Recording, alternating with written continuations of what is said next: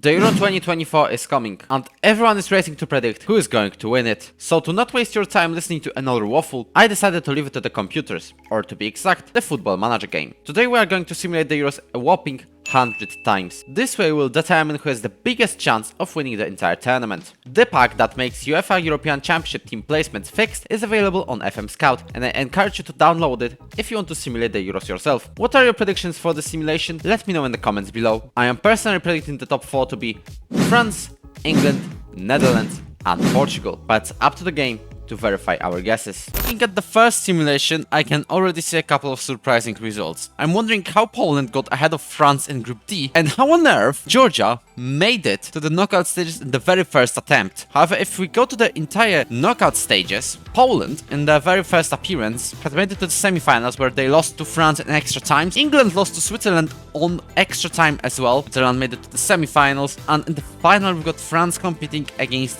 Belgium, and this is our first simulation. It's coming home in the second simulation as England win over Germany with just 1-0 result. One of the biggest shocks for me is Austria making it to the semi-finals and Slovenia to the quarterfinals. Georgia makes it to the knockout stages yet again. Portugal repeat the 2016 Euro finals, winning over France, but this time without the extra time. Any big shocks? Well, England lost in penalties, and Georgia made it to the knockout stages for the third time in a row. 97 simulations later, we've got the results, but before revealing them all, I will hint at some of the biggest plot twists I've seen. Starting with simulation 9, in which Spain went on to win the entire tournament without conceding a single goal, which only happened once more in this experiment. England did it in the simulation 87 with Aaron Ramsdale on goal. Most of the teams in the Euros played primarily focusing on defense, unless you're England and Scotland in simulation 24. Their quarter-final finished at the extra time, which made the game finish with a 7-5 result, which comfortably beats the 9-goal scored record all the way back from 1960, when Yugoslavia beat France 5-4 in the very first game of the very first European Championship. That record would be equaled once more, as France went on to beat England 5-0 in the first half of the simulation 68 final. That was until England decided to stop sleeping and scored a total of 4 in the second half, but it was a little too late for them to fully come back. Scotland won the simulation 13.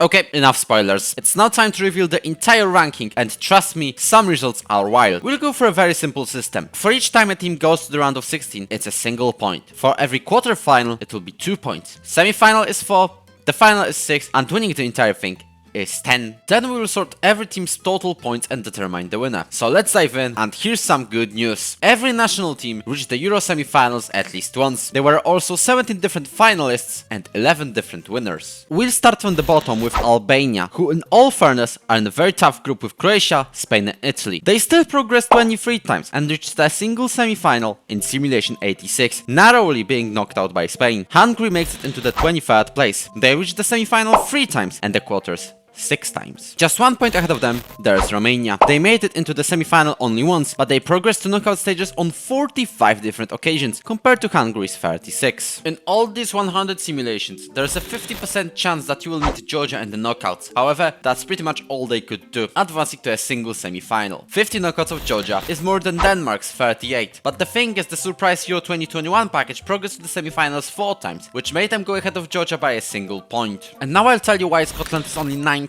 despite winning once. Well, that's the only time they reached the final, and one of the 3 times they went to the semis. It was such a one-off accident that even the subscribe button was ahead of them.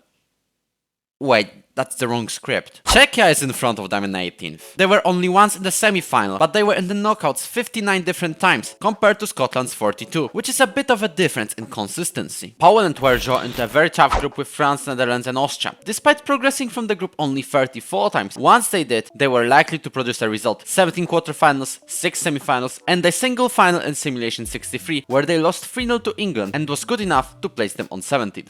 16th was Slovakia. 2 semi-finals, 14 quarterfinals and 50 rounds of 16 made it so they progressed from the group stage on 2 out of 3 occasions, which is fairly solid. But not enough to overtake Slovenia in 15th, who went into a final in simulation 61, where they went through Switzerland, Spain and Serbia to lose out to France 3-0. We now have a bit of a gap in terms of points, because Turkey on 14th has 18 more points than Slovenia. They made it twice to the final, and 8 times to the semi-final. This was not enough to overtake Ukraine on 13, who are just 1 point ahead. They also made the final twice, but only 2 semi-finals. They overtook the Crescent Stars thanks to 77 advancements from the group, 14 more than Turkey. That is also more than Serbia's 67, who are on 12. But Dragan Stojkovic's team managed to win the Euros in Simulation 48, beating Italy 2-1 in the final. Austria did not just win a single Euro, they won 2 Euros, over Portugal in extra time and over Croatia. They also lost to France on penalties and France 2-0. They overtook Serbia despite getting into knockouts only 52 times. Croatia opens the top 10. It seems they are still at it, with 5 different finals and a single win over Spain with a massive 4-1 result. There is also one more potential surprise package in Switzerland on Ninth, progressing from the group 83 times. They reached the semi-finals 13 times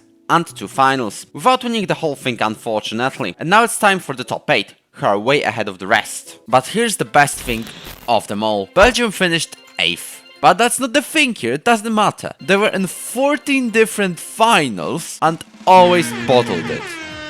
14 different finals and not winning a single one literally makes me think of teams like Tottenham in recent years, or England in any tournament following the 1966 World Cup. This is simply beyond me. They were in the knockouts 92 different times. That's a bottle and a half. If Belgium won at least once, we wouldn't have a top 7 being far away from everyone, and on the 7th is the Netherlands, so I lost in my prediction. They still have an impressive record, 12 finals, out of which they won half of them. That is one less final appearance than Italy on 6. Italy also won it 6 times though. From this point, we only have teams that went into the knockouts at least 90 times. 6 wins for Italy is one more than Germany's 5, who finished 5th in this experiment. But there's one more impressive stat. The host nation reached the knockouts 98 times, the most out of any team. Just off the podium fell Portugal. And you might detect from my early predictions, I was right in 3 out of 4 picks. Portugal is the first one, winning 8 simulations and reaching 8 different finals. They won 1 more Euro than Spain on 3rd.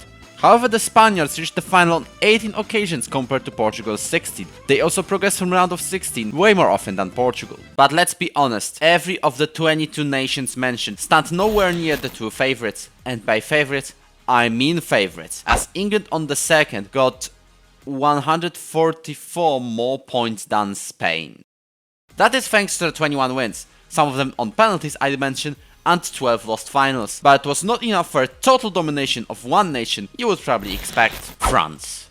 They are your favorites to win the Euro 2024 by a massive margin. They won a staggering 42 times. Leblanc also reached and lost the final 12 more times. You heard it right. France reached the European Championship final more than half the time, which clearly indicates how dominant they could go this year. I also left some individual stats for you. If you're wondering who's going to be the top scorer, it's most likely going to be Harry Kane, who won the Golden Boot 15 times, just ahead of England's Jude Bellingham with 14 top scorer awards. Kylian Mbappe only got it 8 times, and he's tied for 3rd place with Bruno Fernandes of all people. However, Kylian is the favorite to get most assists. He became the top assister on 8 different occasions, tied with Antoine Griezmann. Kevin De Bruyne is 3rd with 5 awards. And when it comes to the clean sheets, it's a total domination of Mike Maignan. Nobody came close to him. The Frenchman got the Golden Glove 27 different times. That is 10 more than Ter Stegen 17, and on the 3rd it's Aaron Ramsdale with 13. Shout out to Jordan Pickford, who got the award once. What are your thoughts on this prediction? I was suspecting France to come on top, but not with that big of a margin. I expected a bit of a tighter battle between the top 8 nations, but the gap between France, England and the rest